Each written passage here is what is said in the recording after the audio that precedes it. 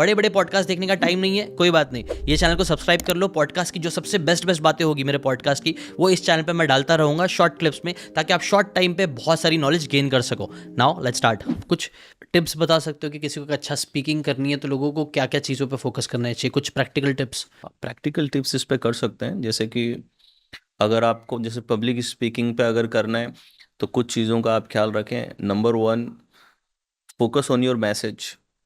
कि आप अगर एक स्टेज पे जाकर के लोगों को बोलना चाह रहे हो, डोंट फोकस कि लोग मेरे बारे में क्या सोचेंगे।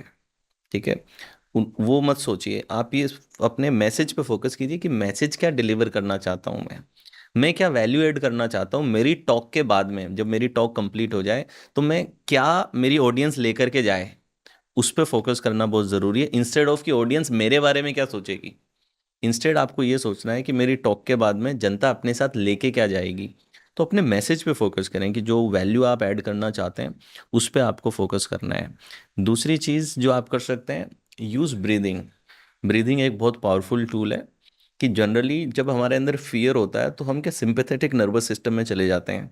तो यानी कि ऑटोमेटिकली आपकी बॉडी को कंट्रोल कर रहा है आपका ब्रेन।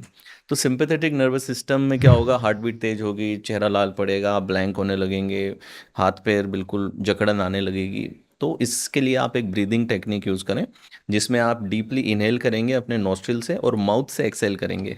ठीक है, तो आपको नॉस्ट्रिल से इनहेल करना है और माउथ से एक्सहेल करना है, जैसे एक स्ट्रो में हवा भर रहे हो, दिस वे, जैसे कि स्ट्रो में हवा जा रही है वैसे आपको करना है। ऐसा 7 टाइम करें तो सिंपैथेटिक नर्वस सिस्टम शांत होता है और आप पैरासिम्पैथेटिक में आ जाते हैं। पैरासिम्पैथेटिक में रिलैक्सेशन की स्टेट आती है।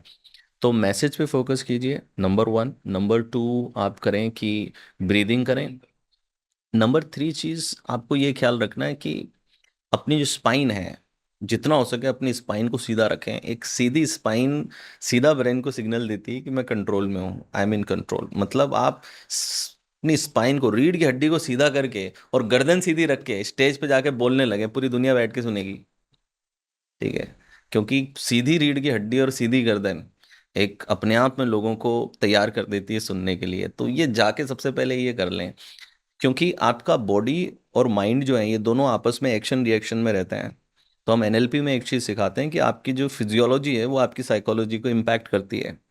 तो आपकी फिजियोलॉजी अगर ऐसी है जो कॉन्फिडेंस की फिजियोलॉजी है, तो आपका माइंड कॉन्फिडेंस महसूस करने लगेगा, क्योंकि बॉडी को रिस्पॉन्ड करता है आपका माइंड। तो this is how it works. तो अपनी फिजियोलॉजी को कैसा बनाएं, अपनी स्पाइन को बिल्कुल सीधा कर दें, तो वो बहुत ज़्यादा इम्पोर्टेंट है।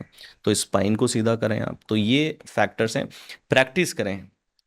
क्लीशे है, सिंपल सा लगता है, लेकिन प्रैक्टिस का कोई सब्स्टिट्यूट नहीं है। जो भी आप स्पीच देना चाहते हैं उस पर प्रैक्टिस बहुत सारा करें, रिहर्सल बहुत सारा करें। और एक और चीज़ कि अगर कुछ गलत हो जाएगा उसके लिए पहले से सोच के प्रिपेयर करके रखें कि अगर मैं यहाँ भूल गया तो what will be my steps, मेरे क्या स्टेप क्या होंगे। अगर मैं कुछ भूला तो मैं उसको कैसे टैकल करने वाला हूँ वो पहले से। या फिर कोई टेक्निकल फॉल्ट आ गया तो ऐसी कुछ 2-3 चीज़ें आ सकती हैं आपके जीवन में, राइट, जो हो सकता है। और तो वो करें। और बाकी जो मैंने आई थिंक अपने दूसरे पॉडकास्ट में भी कहा था, that action is the antidote. कि जितना ज़्यादा आप प्रैक्टिस करेंगे उतना बढ़िया होगा। मैं अगर एक किस्सा बताऊं तो मैं एक प्रोग्राम लेने गया था, बहुत पहले की बात है। मेमोरी पे प्रोग्राम था। प्रोग्राम का नाम था how to achieve photographic memory. ठीक है, और एक छोटी सी स्कूल में था, 40-50 बच्चे थे। मैं स्टेज पे गया, how to achieve photographic memory, और 10 मिनट बाद ही भूल गया।